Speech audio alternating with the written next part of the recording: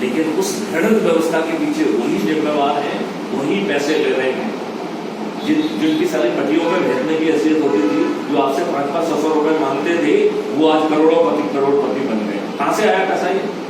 कहां से आया पैसा ये?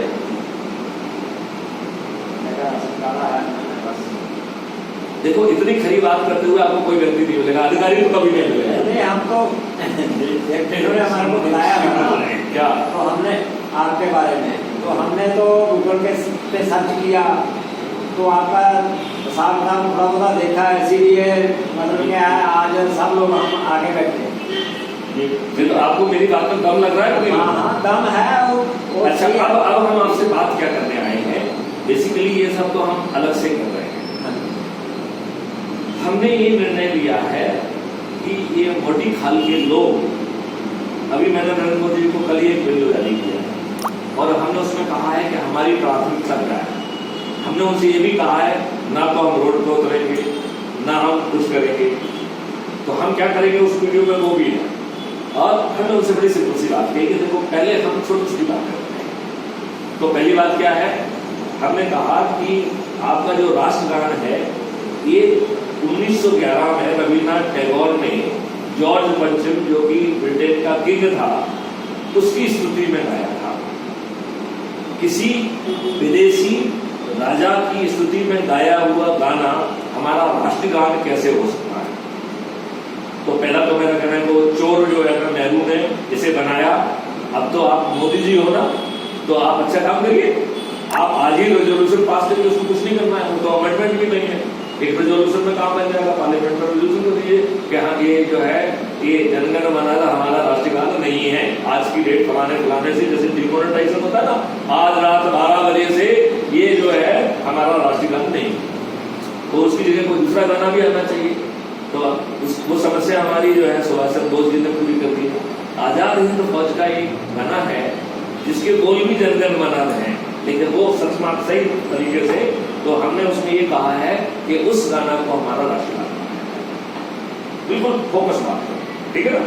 फिर हमने सेकंड बात कही है माननीय प्रधानमंत्री जी से कि नोटा को एक कैंडिडेट डिक्लेयर किया, जिससे नोटा से लोग हारे, और नोटा से यदि कोई हारता है, इसका मतलब है जो लोग हैं उनमें से कोई भी तपस्वी नहीं है, उन्होंने पब्लिक की सेवा नहीं की है, जो नोटा से आ रहा है वो 15 साल तपस्या करेगा, तब उसे दोबारा चुनाव लड़ने की बात है, राइट।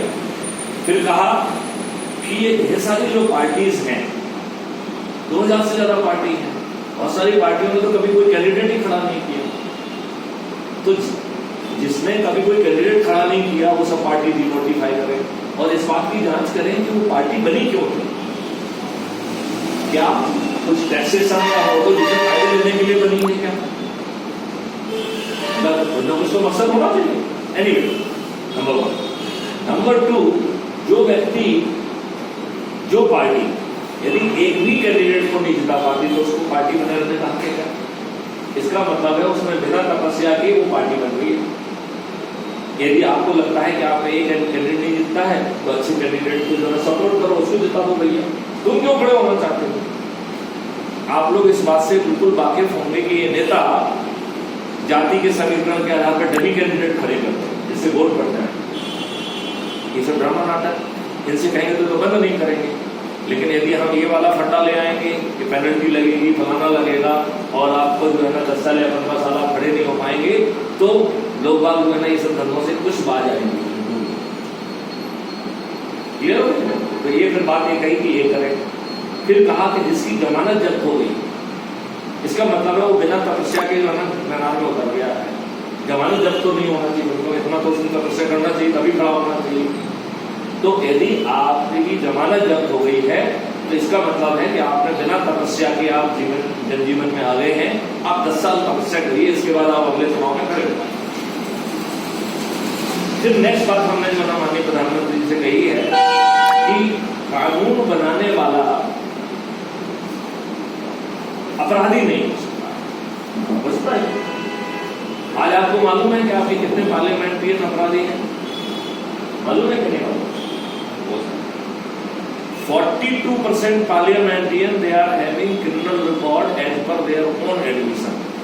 मतलब जो एक वो इलेक्शन कमीशन में एक अपना एफिडेविट करते हैं ना, उस एफिडेविट के हिसाब से 42% जो मेंबर ऑफ पार्लियामेंट हैं उनका आपराधिक रिकॉर्ड है, और उसमें से 29% के खिलाफ तो बहुत ही जघन्य अपराध है। कैसे? मर्डर। उनको चुनाव लड़ने का अधिकार कहाँ से मिलता है? चुनाव आयोग को नहीं रोकना चाहिए।